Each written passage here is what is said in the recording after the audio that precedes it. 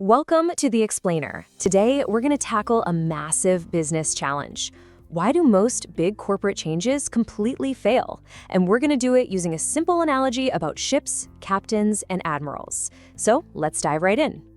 So let's start with a pretty sobering reality check. Get this.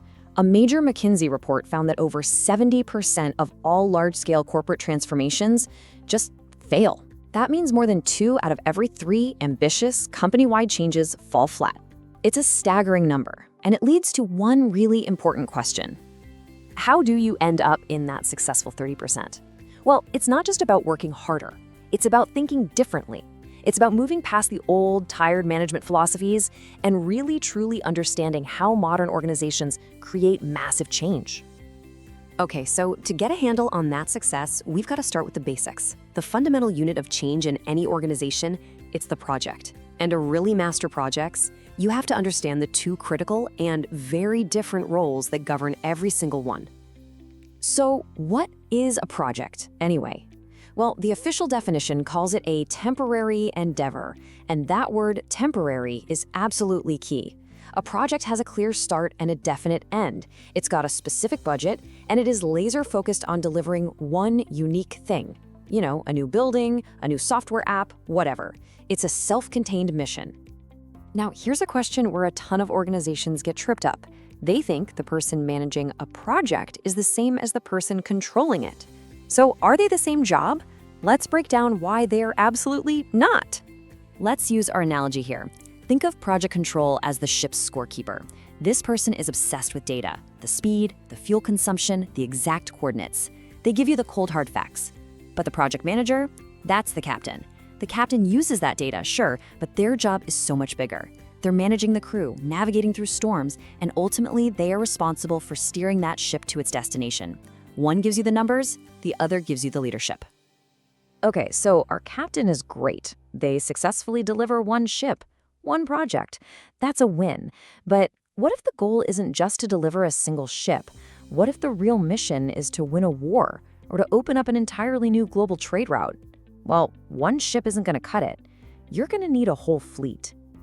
You see, that single project, our ship, it delivers a tangible output. A finished product, a new building, a piece of software. It's something you can literally see and touch.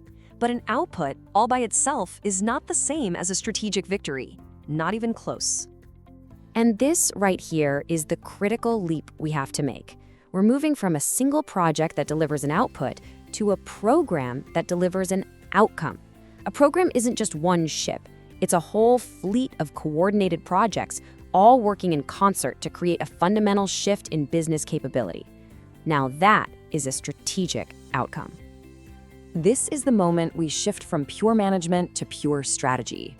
See, this level of coordination requires a leader who isn't just looking at the deck of their own ship. It needs someone who can see the entire fleet, the weather way out on the horizon, and the ultimate strategic goal. It requires an admiral. And listen, this isn't just some neat theory from a textbook. This is exactly how the world's most complex transformations actually get done.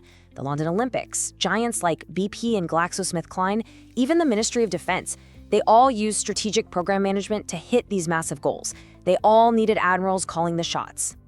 So here's the official definition of a program, and you can see the admiral's thinking is baked right into the language. Just look at the keywords here. Coordinate related projects, deliver outcomes, and this is the big one, related to strategic objectives. It's all about connecting the day-to-day work to the big picture strategy. Okay, so let's bring this back to you. As a future business leader, which role are you actually training for? Captain? Scorekeeper? This distinction is absolutely vital for your career, because let me tell you, you're not just here to learn how to manage one ship. This is the core message for you. Your ultimate value to an organization isn't just about delivering one project on time and on budget. Frankly, that's table stakes. Your real strategic value is in your ability to translate a high-level vision into a coordinated fleet of actions that creates lasting, transformational change. That's the admiral's job. This chart just sums it all up perfectly, doesn't it? A project is driven by a tangible deliverable.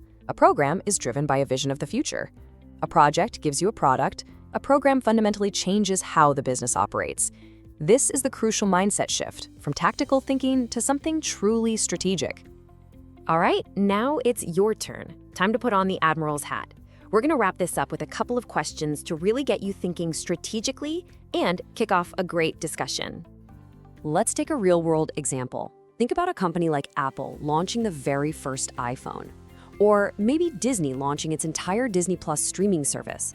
Was that just one ship being launched, or was it an entire fleet?